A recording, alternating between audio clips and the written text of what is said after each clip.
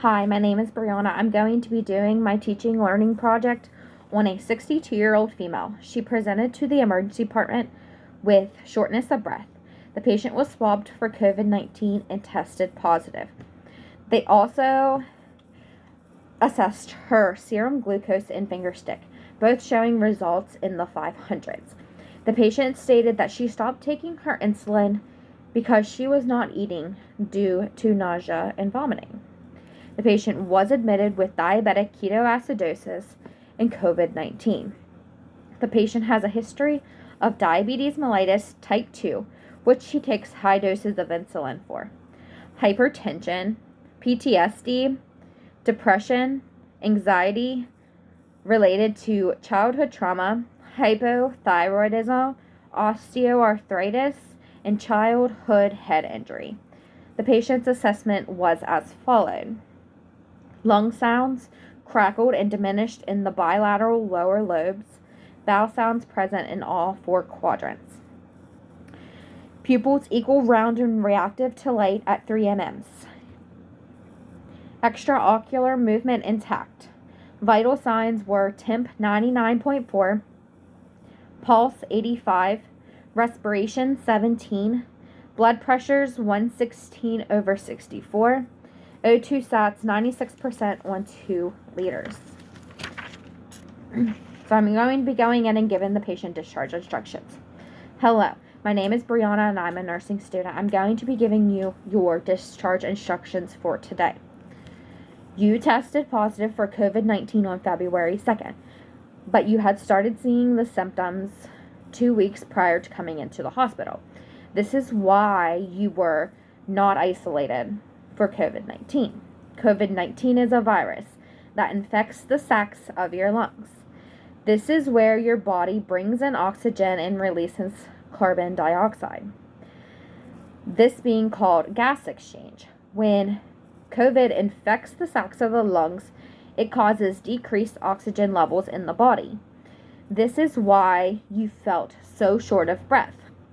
COVID also causes the amount of mucus in the lungs and the nose to increase and become thicker. This is why you were coughing up that green phlegm. This thick phlegm can cause a blockage in the airway and cause the airway to be obstructed and make it harder to bring air in and out of the lungs. One of the most common risk factors when catching COVID is diabetes. You also showed signs and symptoms of diabetic ketoacidosis, also known as DKA. This is caused by increased levels of blood sugar in the blood and decreased levels of insulin. You stated that you stopped taking your insulin because you were not eating. When you are sick, your body sees the illness as a stressor. To deal with the stress, your body releases hormones, which causes an increased level of blood sugar. I want you to remember these 6 days rules for me. The first one, I want you to continue to take your insulin on a normal schedule. I want you to increase your finger sticks by checking your blood sugar every 4 hours and keeping track and writing down all results. I then want you to increase the amount of water you are drinking to stay hydrated. And I want you to try to eat as you normally would. You should also recognize the signs and symptoms of high blood sugar. Increased urine output, fruity smelling breath, tiredness, weakness, dry mouth, dry skin, feeling thirsty, nausea, vomiting, and confusion. So, we're going to go over some medications you're going to be going home on. The first medication is Novolog, also known as insulin aspart, and Novolog FlexPen. This is used to control high blood sugars in patients with type 1 and type 2 diabetes. This is given through an injection under the skin. When using the Novolog Flex pen, I want you to remember, when using a new pen or having new pens, it should be kept in the refrigerator. Insulin should be kept in the refrigerator to keep it from going bad and spoiling. The pen that are being in use should be kept at room temperature and thrown out after 28 days. If your Novolog Flex pen is in the refrigerator, take it out for at least 1 to 2 hours before using it. Check the label. Make sure you are using the correct insulin pen. And check the expiration date. Remove the pen cap to check the insulin. Do not use the insulin if it is cloudy or there are particles floating in it. Throw it out. You should clean the tip of the pen with an alcohol pad. Remove the seal on the needle and do not reuse needles. Twist or push the needle straight into the end of the pen. Turn the dose counter to 2 units and push the button. This allows for the insulin to push the air out of the needle. Then you would turn the dose counter to the number of units you need to receive. Clean the injection site with an alcohol swab and wait for it to dry. Make sure when choosing an injection site, you should rotate sites to allow for the best absorption of the medication. Injection sites include the stomach, the top outside of the thighs, the back of the upper arm, and the top outside of the buttocks, or better known as the love handles. Once you have chosen a site and have cleaned it, put the needle into the skin all the way. Press and hold the button to give the dose. Keep the button pressed and slowly count to 10 before removing the needle from the skin. Remove the needle from the pen and dispose of the needle into a red sharps container.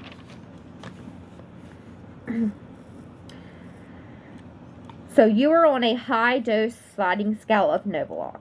This meaning you would give different units of insulin depending on your blood sugar.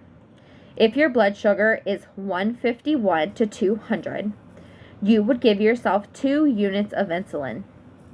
If your blood sugar is 201 to 250, you would give yourself 4 units of insulin. If it is 251 to 300, you would give yourself 6 units of insulin. If it is 301 to 350, you would give yourself 8 units of insulin. If it is 351 to 400, you would give yourself 10 units. Anything greater than 400, you would give yourself 12 units of insulin. When taking Novolog, you should watch for medication reactions such as low blood sugar. You should watch for signs and symptoms such as sweating, tiredness, dizziness, feeling of increased hunger, lip tingling, feeling shaky, blurry vision, confusion, and passing out. If you feel any of these signs and symptoms, you should recheck your blood sugar. If your blood sugar is less than 70, you should eat or drink 3 to 4 glucose tablets, 1 tube of glucose gel. If you do not have these, that is all right.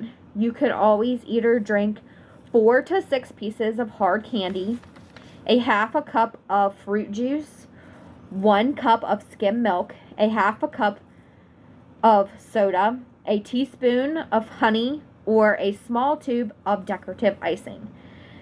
This will increase your blood sugar and should bring it back to a normal level. You should recheck your blood sugar 15 minutes after eating. If your glucose is still low, you should repeat this process and then recheck your finger stick 15 minutes after that. The next medication we're going to be going over is Levemir. It's also known as insulin detamir and Levemir Flex Touch. This is also used to control high blood sugars in patients with type 1 and type 2 diabetes. You would give this medicine as a sub-Q injection, which means under the skin. You should keep unused Flex Touch pens in the refrigerator to keep the insulin from spoiling. You should remove the Levemir Flex Touch 1 to 2 hours before use. Remember, pens in use should be kept at room temperature and thrown out after 28 days. If you should check, once you pull the Levemir from the refrigerator, you should check the label to make sure that you are using the right insulin pen and check the expiration date. Remove the pen cap to check the insulin. Do not use the insulin if it is cloudy or if there are any particles in it. It should be thrown out. You should clean the tip of the pen with an alcohol pad. Remove the seal on the needle cap. Do not reuse needles. Twist and push the needle straight into the end of the pen. Turn the dose counter to 2 units and push the button. This allows for the insulin to push the air out of the needle. You then want to turn the dose counter to the number of units you need to receive, which is 50 units. Clean the injection site with an alcohol swab and wait for it to dry. Remember, when choosing sites, you want to rotate sites to allow for the best absorption of the medication. Injection sites are as followed: the stomach, the top outside of the thighs, the backs of the arms, and the love handles. Once you have chosen a site and have cleaned it, put the needle into the skin all the way. Press and hold the button to give the dose. Keep the button pressed and slowly count to 10 before removing the needle from the skin. Remove the needle from the pen and dispose of it into a sharps container. So, when taking Levemir, you want to watch for signs and symptoms of low blood sugar. Signs and symptoms include sweating, tiredness, dizziness, feeling increased hunger, lip tingling, feeling shaky, blurry vision, confusion, and passing out. If you feel any of these signs and symptoms, you should recheck your blood sugar.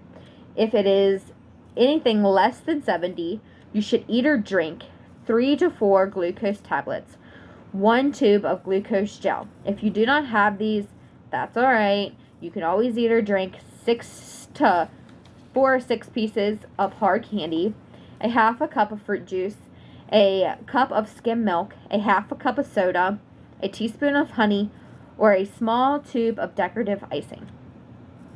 This should increase your blood sugar and back up to a normal level. You should still check your finger stick in 15 minutes. If your blood sugar is still low, you should repeat the process and check your finger stick in 15 minutes. Levemir is given. You would receive 50 units, and it would be twice a day, once at 9 a.m. and once at 9 p.m. So the next medication that we're going to be going over is Humulin R. This is also known as regular insulin. This is used to treat high blood sugars. This medication is given 3 times a day with meals. You are going to be giving 70 units each time. Remember, insulin is to be kept in the refrigerator. You would remove the Humulin 1 to 2 hours before giving you the medication. You would check the label and check the expiration date. You would also check the insulin to make sure it's not cloudy or there's no particles in it. If there is, you would not give it. You would discard of the medication. You would remove the cap from the medication vial. You would wipe the top of the medication vial with an alcohol swab. You would then grab the insulin needle and you would put 70 units of air into the syringe. The needle, you would remove the needle cap and place the needle into the vial. You would push the 70 units of air into the vial. Turn the vial upside down and pull back 70 units of Humulin or insulin. Withdraw the needle from the vial and recap the needle.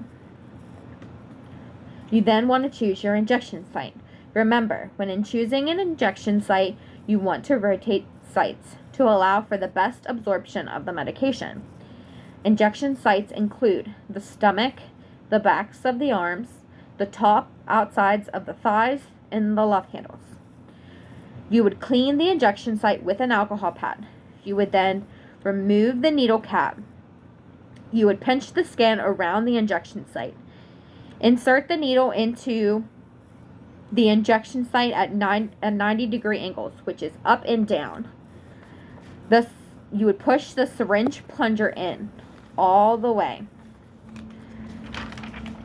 and count to 10 slowly before removing the needle and throwing it into a red sharps container. When taking regular insulin, you want to watch for signs and symptoms of low blood sugars. These signs and symptoms include sweating, tiredness, dizziness, feeling increased hunger, lip tingling, feeling shaky, blurry vision, confusion, and passing out. If you feel any of these signs and symptoms, you should recheck your blood sugar. If it is anything less than 70, you would eat or drink 3 to 4 glucose tablets, a tube of glucose gel. If you don't have these, that's okay. You can also eat or drink 4 to 6 pieces of hard candy, a half a cup of fruit juice, a cup of skimmed milk, a half a cup of soda, a teaspoon of honey, or a small tube of decorative icing. This should increase your blood sugar back up to a normal level. You should still check your finger stick after 15 minutes. If your finger stick is still less than 70, you should repeat this process and check your finger stick again after 15 minutes.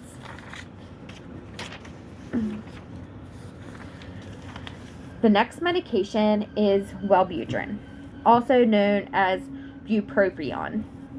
This is used to treat depression. You would take this one time a day, and it's a 300 milligram, and this is taken by mouth. Signs and symptoms you should watch for when taking this medication are high blood pressure, dry mouth, nausea, vomiting, headaches, tremors, and suicidal thoughts. If you experience any of these symptoms, you should contact your healthcare provider.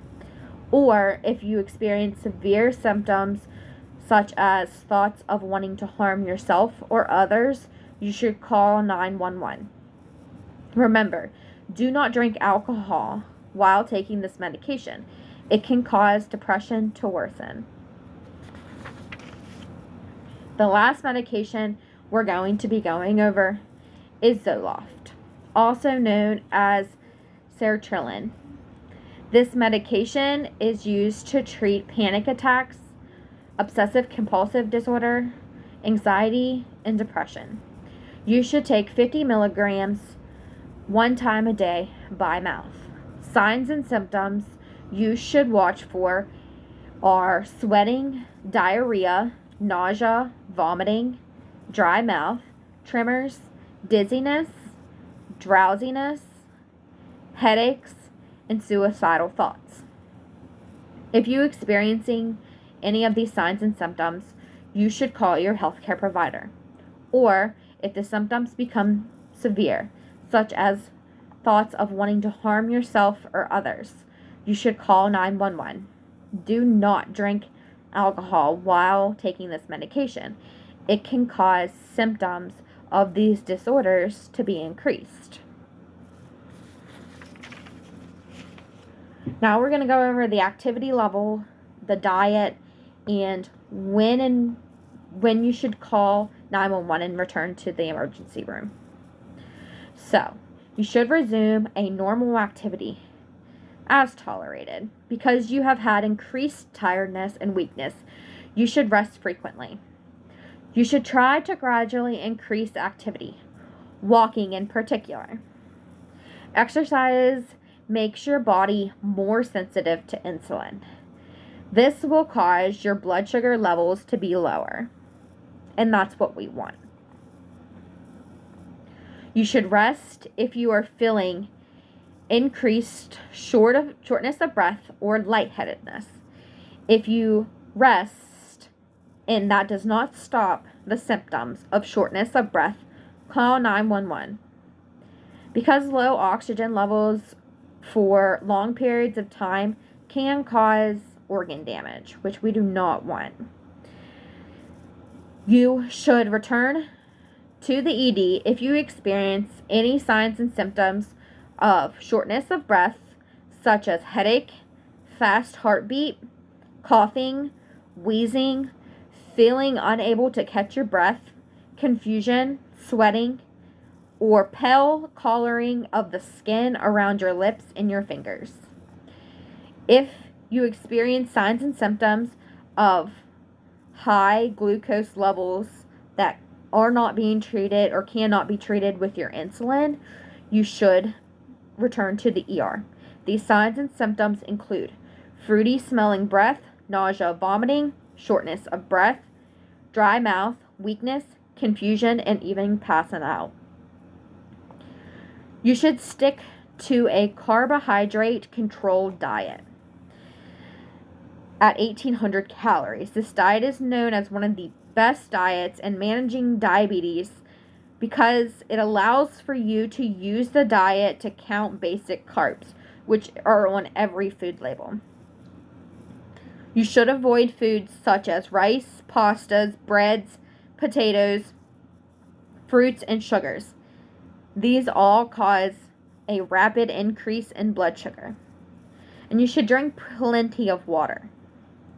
This time, I would ask if you had any questions or concerns about going home, about your medications, about the teaching we went over today, or about the teaching that you have received while you were in the hospital. I would also have you demonstrate back to me how to use your Novolog Flex Pen, your Levemir Flex Touch, and how to draw up your regular insulin. I would also have you demonstrate how to properly and safely give yourself the injections. I would have you repeat back to me the sick day rules that I had previously stated to you, the signs and symptoms of shortness of breath, low blood pressure, low glucose level, low or high glucose levels, and I would ask if you had any questions before we discharged you. Thank you for listening to my presentation.